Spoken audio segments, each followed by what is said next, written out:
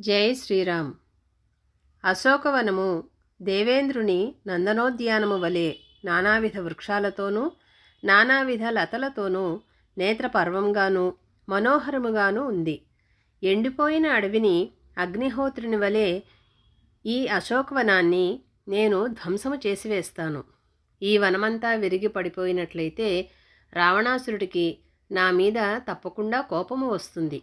అంతటా వాడు రథాలతోనూ గుర్రాలతోనూ ఏనుగులతోనూ త్రిశూలాలు ఇనుప గుదియలు మొదలగు ఆయుధాలతో పెద్ద సైన్యాన్ని నా మీదకు పంపిస్తాడు. అప్పుడు నాకు వారికి మహాభయంకరమైన యుద్ధము జరుగుతుంది.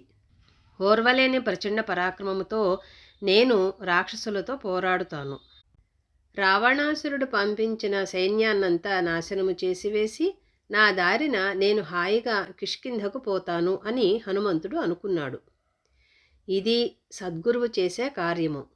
ఆయన మనను బహిష్కరణాలు పెట్టే బాధల నుండి తప్పించి అంతఃకరణాలలో ప్రవేశించడానికి మార్గం ఏర్పరచి అవరోధాలన్నీ తీసివేస్తాడు. అలా తీసివేస్తే అంతర్ముఖుడై అంతఃకరణాలు చేతనాయుతమై చక్కగా పనిచేస్తాయి. జై శ్రీరామ్.